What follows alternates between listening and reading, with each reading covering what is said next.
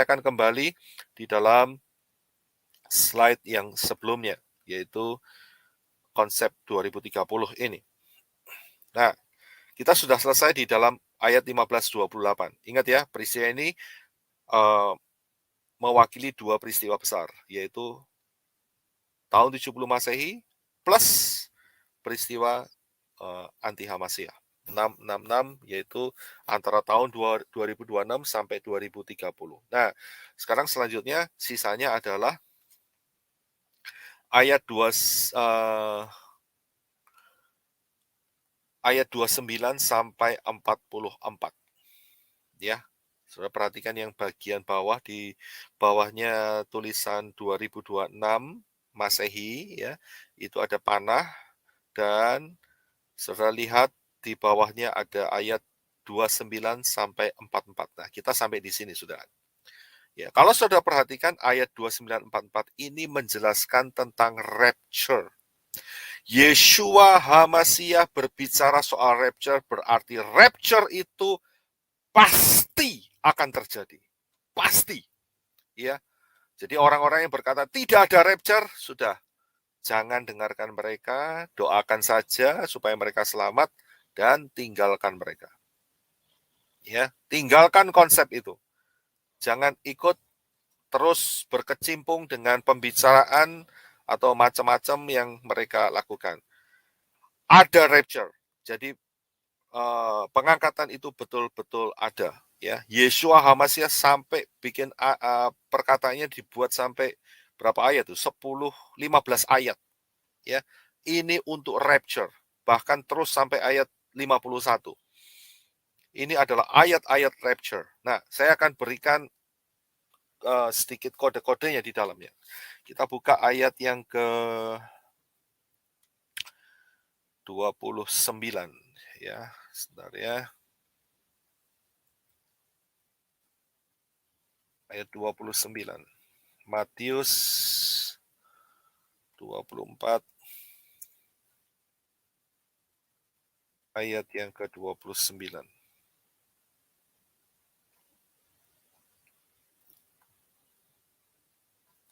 Ya, saya akan bacakan sebentar. Dikatakan bahwa segera sesudah siksaan pada masa itu. Ya, perhatikan kalimat yang pertama. Saya nggak tahu bahasa ELT-nya. Bisa minta tolong ELT-nya, Ibu Kety, itu kalimatnya ngomong apa kalau ELT? Pasal 24 ayat Dan segera sesudah kesukaran hari-hari itu, matahari akan dijadikan gelap. Oh ya, oke.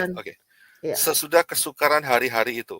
Ya, bahasa LI-nya dikatakan segera sesudah siksaan masa itu. Nah, kalau saudara baca ayat ini, itu saudara akan terpengaruh dengan siksaan itu ada di ayat sebelumnya. Ya, karena ayat sebelumnya itu Yeshua cerita tentang zaman anti Hamasiyah atau zaman zaman Fatsal, maksudnya 70 Masehi, ya. Saudara akan, kalau tidak punya konsep 2030 ini, saudara akan melihat, ini segera sesudah masa siksaan itu atau kesulitan itu berarti saudara ambil ayat sebelumnya. Tidak, saudara. Ya, tidak. Kalau saudara lihat bagan yang saya berikan pada saudara, jelas sekali tidak. Ya. Nah, dikatakan Yeshua berkata segera sesudah siksaan masa itu atau masa kesulitan setelah itu. Ini masa kesulitan apa? Yang dimaksud Yeshua ini bukan 3,5 tahun yang kedua, akan tetapi 3,5 tahun yang pertama. Ya, jadi Yeshua juga kasih tahu bahwa masa 3,5 tahun yang pertama itu juga masa kesukaran. Tapi ingat, bedanya bukan masa kesukaran besar. Masa kesukaran besar itu ada 3,5 tahun yang kedua. Masa kesukaran biasa ya itu adalah 3,5 tahun yang pertama. Ya, segera sesudah siksaan masa itu. Jadi masa apa? Sekali lagi saya ulangi, yaitu masa kesukaran yang pertama, 3,5 tahun yang pertama. Maka apa yang bakal terjadi? Nah, ini dia yang terjadi adalah saudara bisa baca selanjutnya, ya, akan ada tanda anak manusia di langit, dan kemudian ayat 31, Yeshua menyuruh keluar malaikat-malaikatnya. Ya. ya. Jadi inilah pengangkatan. Jadi saat pengangkatan itu Yesua menyuruh malaikat-malaikat, ya. Dan dikatakan di sini tidak pernah dikatakan Yesua menginjakkan kakinya di muka bumi, enggak.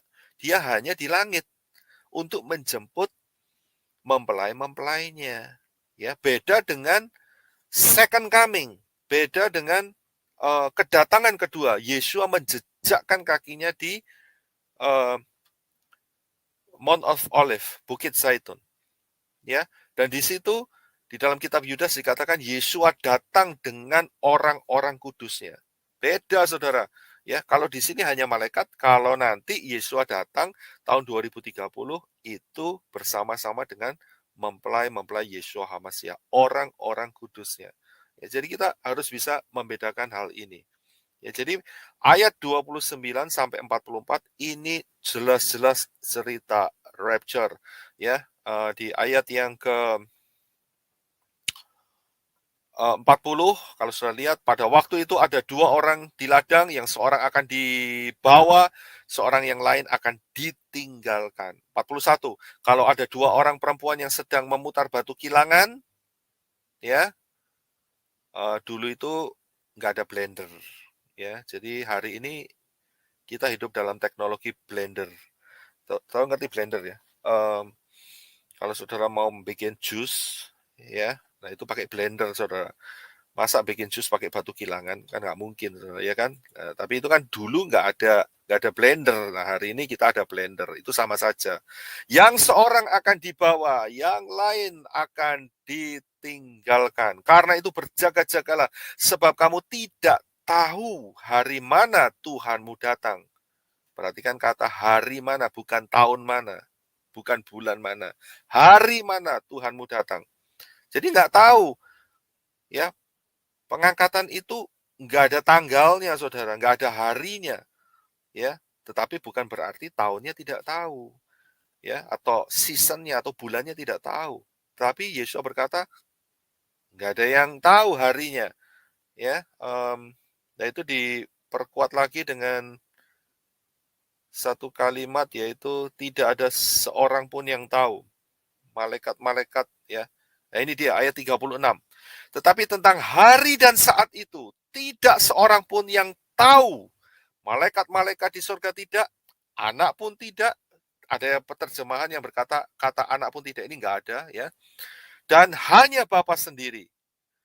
Jadi sudah bisa lihat pengangkatan tuh harinya enggak tahu. Dan inilah yang menjadi patokan saya mengapa saya mempunyai pandangan bahwa pengangkatan itu kemungkinannya, ya, saya harus ngomong kemungkinannya, itu terjadi di antara 2 hari raya yang ditetapkan Bapak Yahweh, yaitu hari raya buah sulung dan hari raya Shavuot, ya, hari raya Pentakosta. Karena apa? Karena 2 hari raya ini nggak punya tanggal, saudara. Tidak berdasarkan tanggal. 5-nya yang seperti 14 Nisan itu Pesah, 15 Nisan itu roti tak beragi, ya, itu ada tanggalnya semua. Terus kemudian 1 Tishri, Rosh Hashanah, ya, Yom Teruah, kemudian 10 Tishri, Yom Kippur, pendamaian, dan kemudian 15 Tishri, itu Sukkot, atau Hari Raya Pondok Daun, atau Tabernakal. Itu punya tanggal semua, tapi hanya 2 yang nggak punya tanggal, yaitu Hari Raya Buah Sulung dan Hari Raya Pentakosta atau Shavuot. Nah, disinilah saya mempunyai pandangan bahwa pengangkatan itu bukan saat Rosh Hashanah, ya, 1 Tishri, karena ada tanggalnya. Sedangkan ayat ini berkata tidak ada satu orang pun yang tahu, ya. Tidak tahu, kamu tidak tahu hari mana Tuhanmu datang, nggak tahu, karena itu berjaga-jaga. Nah, berjaga-jaganya mulai kapan? Saya kasih tahu, berjaga-jaganya mulai sekarang. Jangan nunggu tahun 2026. Saya bilang telat, ya, terlambat, ya. Saudara sudah terjerat dengan pola-pola dunia ini, ya, dan juga terseret dengan ekornya dari si naga, ya. Sinaga tua maksud saya, bukan orang yang bernama Nak Sinaga, bukan. Terlambat. Wah, saya mau siap-siap. Sudah terlambat. Ya, hari ini ya yang mendengar firman ini bertobat, ya, yang masih suka ngata-ngatain sesat, ya. em, Kalau saudara kepingin dapat mahkota saudara, bertobatlah, ya. Kalau enggak, nanti mahkota saudara transfer ke saya, ya. Jadi bertobatlah, ya. Jangan ikutin pola dunia ini dan saat tahun 2026 terlihat pengangkatan dan saudara tertinggal, ya. Rugi besar, sangat rugi besar, ya. Jadi hari ini adalah hari di mana kita harus berjaga-jaga, ya.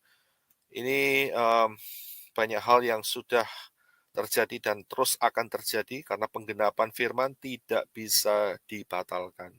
Kita ini nggak bisa, berulang kali saya ngomong sama jemaat, ya, kita ini nggak bisa menghentikan nubuatan firman, nggak bisa.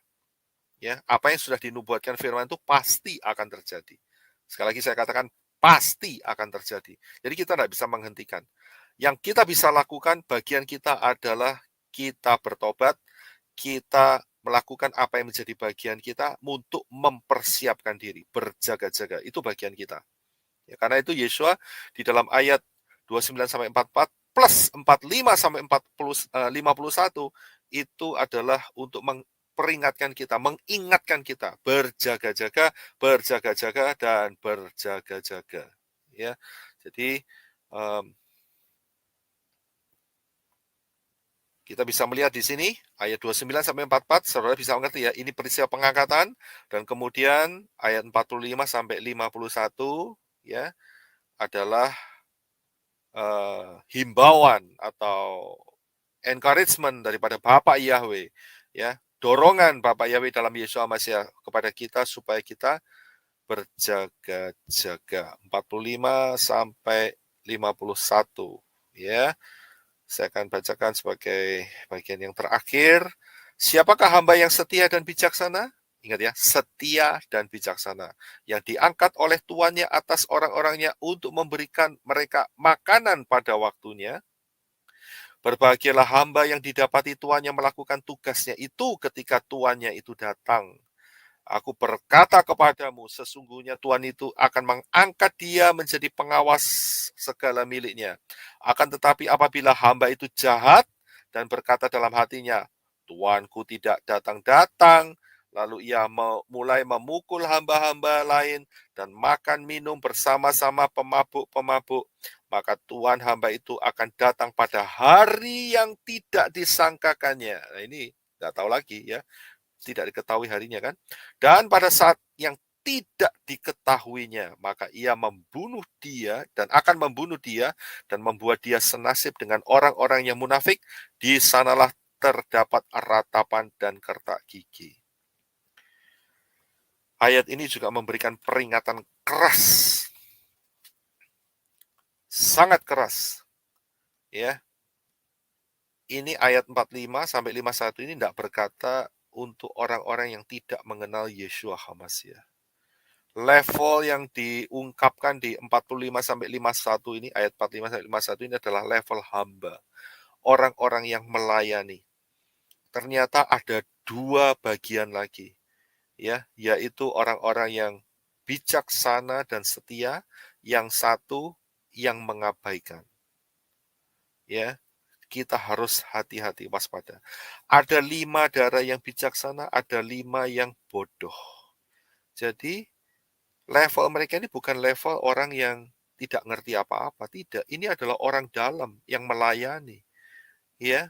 Tetapi itu pun masih ada yang disaring kembali, ya. Ingat, hamba yang jahat itu berkata dalam hatinya, berarti dalam pikirannya. Ingat, ya, pikirannya nggak dijaga. Dia datang, Tuhan nggak datang-datang. Dia masih aji mumpung, saya masih bisa ngelakuin sesuatu yang menyenangkan hati saya. Mereka memukul hamba-hamba yang lain, ya. Mereka menjelek-jelekkan hamba-hamba yang lain. Mereka apa itu namanya, ya? Mengata-ngatai hamba-hamba yang lain, ya. dan mereka mabuk dengan hal-hal yang ada di dunia ini. Dan Bapak Yahweh berkata, ya, orang seperti itu akan dimasukkan di satu tempat yang ada ratapan dan kertak gigi. Di mana itu? Ya, saudara bisa perhatikan yang disampaikan oleh Papi Lukas kemarin dan Pak Yosef Aditya. Ya, itu tempatnya, saudara. Ya, ratapan dan kertak gigi. Ya, jadi jadilah hamba yang bijaksana dan setia. Nah, ini mengenai ratapan dan kertak gigi ini saya pernah ada dengar satu joke, ya. Ada seorang yang diundang nenek-nenek ke KKR dan kemudian hamba Tuhannya ini memberitakan bahwa kalau tidak terima Yeshua HaMashiach akan masuk di dalam tempat, ya, yang ada ratapan dan kertak gigi. Dan nenek-nenek ini dia protes dengan hamba Tuhan yang menyampaikan firman itu, ya. Dia berkata, saya tidak takut masuk sana. Karena apa? Ya, hamba Tuhan bilang, iya, karena ayat ini tidak berlaku buat saya. Wah, dia nantang nenek-nenek ini. Dia berkata, karena saya sudah tidak punya gigi, ya saya ompong, jadi saya nggak takut tidak akan terjadi kertakan gigi, ya kan?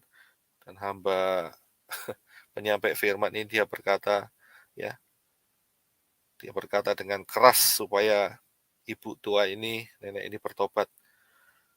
Dia berkata, mungkin sekarang kamu bisa berkata seperti itu, tapi kamu jangan menyepelekan kekuatan Bapak Yahweh yang bisa bikin gigi kamu tumbuh saat itu.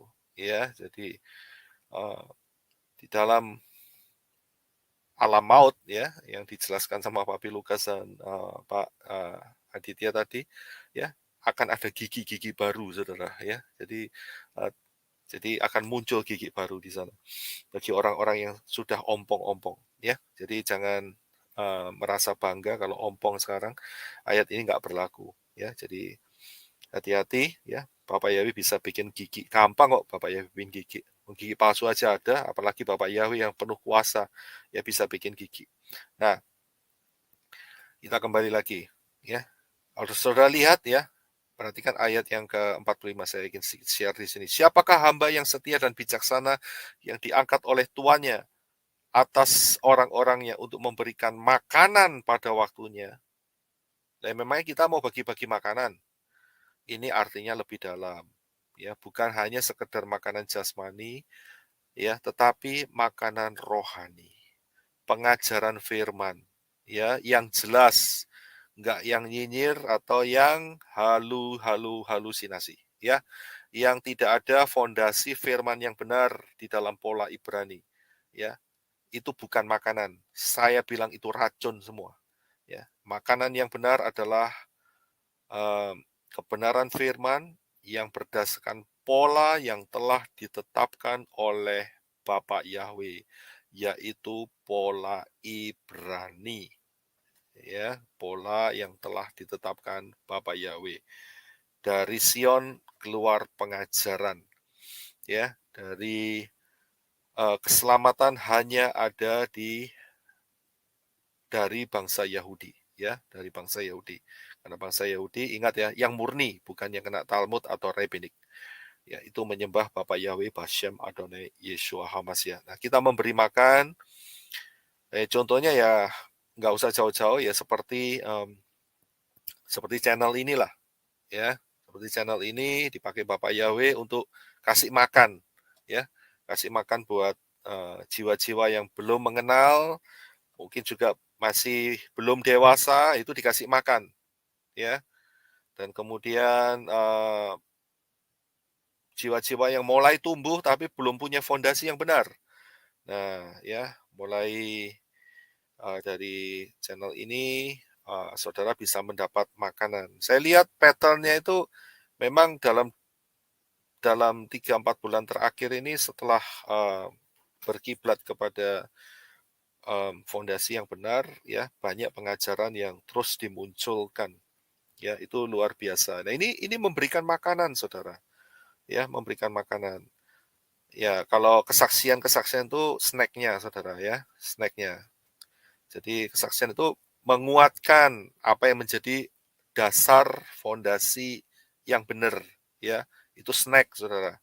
Tapi makanan yang harus kita serap. Rabi Saul berkata, kamu jangan jadi anak kecil terus minum susu terus, ya sudah besar minum, ada manfaatnya, tetapi kita harus makan, berani bisa makan makanan yang keras, ya bisa jadi dewasa, ya nggak istilahnya itu nggak gampang mogok, Saudara, ya terus berapi-api. Ingat, Saudara, nggak lama lagi pengangkatan 2026, Saudara, ya. Bahkan Pak Aditya kemarin bilang kalau bisa dipercepat, bisa jadi, ya kan? Ya, semua sudah ada polanya, ya. Nggak ada salahnya juga. Yang penting di sini adalah untuk berjaga-jaga, ya, bukan saat mendekati kemudian bertobat. Telat, Saudara. Terlambat, ya. Saudara nggak akan bisa punya waktu, apalagi kedatangan Yesus itu sekejap mata. Ya, bahasa Inggrisnya the twinkling of the eyes. Jadi mata itu berkedip, sebelum berkedip itu Yesus udah datang, udah terangkat. Kapan mau bertobatnya? Kalau tidak hari ini.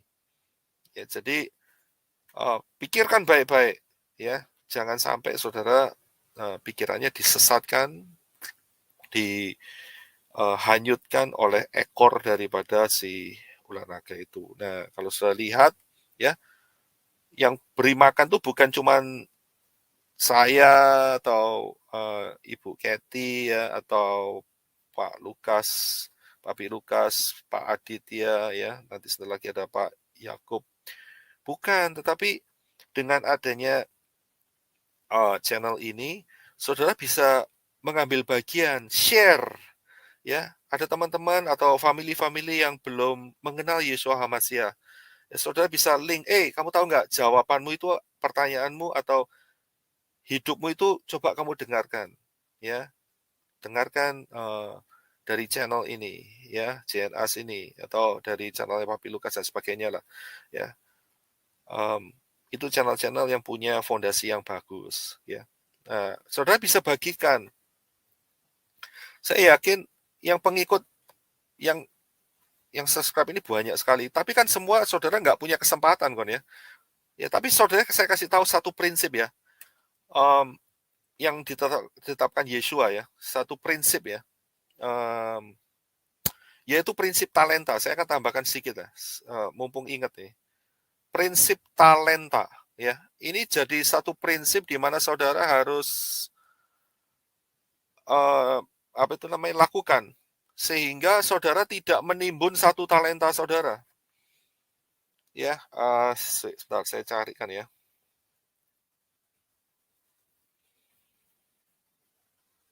Kita baca, ya, di dalam Matius 25, ya.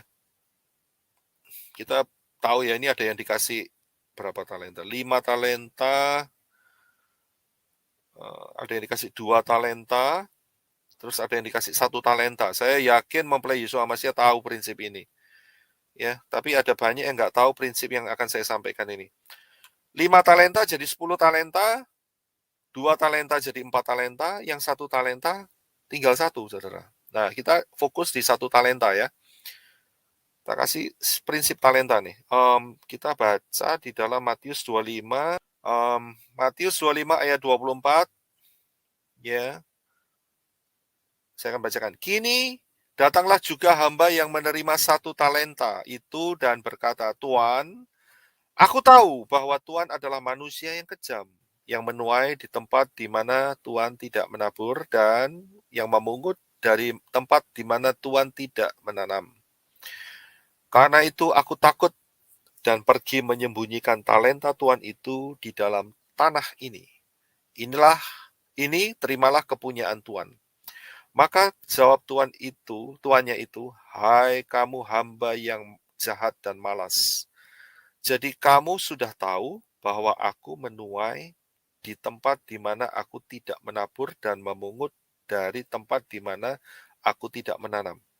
27, ini kuncinya. Karena itu sudahlah seharusnya uangku itu kau berikan kepada orang yang menjalankan uang, supaya sekembaliku aku menerimanya serta dengan bunganya. Nah, kalau saudara perhatikan ayat 27 ini adalah solusi yang diberikan oleh Tuhan itu kepada hamba yang jahat itu, yang tidak mau melipat gandakan talentanya.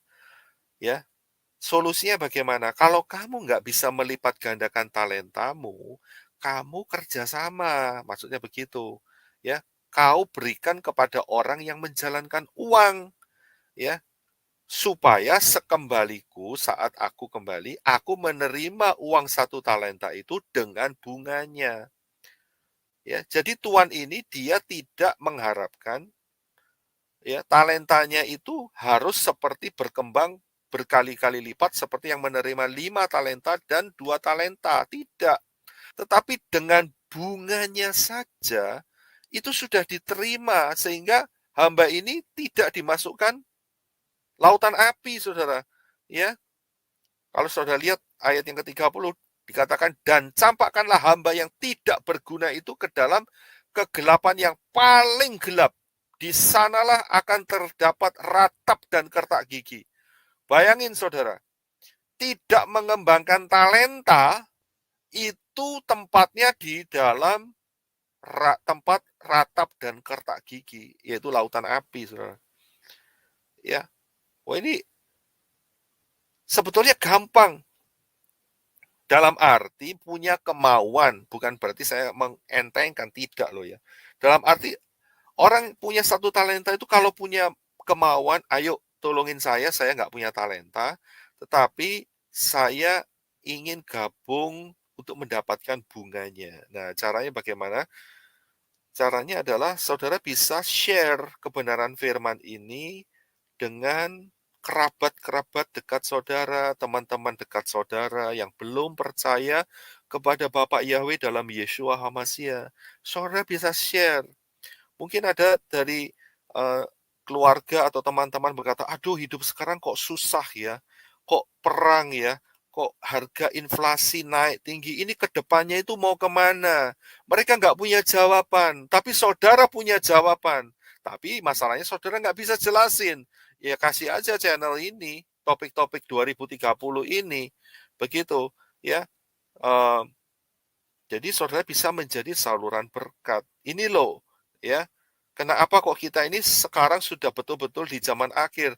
Karena firman itu sudah mengatakan, memberikan nubuat bahwa akan berakhir, yaitu tahun 2026 dengan pengangkatan. Nah, kamu jangan sampai ketinggalan masuk dalam anti Hamasiyah. Dia berkata, apa anti Hamasiyah itu? Ya, apa itu? Nah, anti Hamasiyah ya saudara jelasin, itu satu masa di mana sudah tidak lagi orang-orang goyim bisa bertobat. Dalam arti hidup enak-enak, mereka harus bayar harganya. Ya, kalau mau selamat, keselamatan pindah ke Israel. Saudara kasih tahu, ya, mungkin kita harus bahas nih soal 3,5 tahun yang pertama dan 3,5 tahun yang kedua. Nanti set up waktu lah untuk itu. Ya, jadi saudara bisa kerabat saudara, teman-teman saudara, ya, saudara bisa, iya ya, benar juga ya. Ini setelah lagi bisa-bisa perang nuklir, ya memang bisa saudara. Ya, ini sudah panas-panasan di sana itu. Ya, istilahnya itu sudah mulai adu jotos itu yang di daerahnya perbatasannya Eropa Timur itu ya. Di sana sudah kalau sudah lihat aktivitas militer itu, waduh, udah gede-gedean di sana. Ya, tinggal siapa dulu yang tekan tombolnya gitu aja saudara.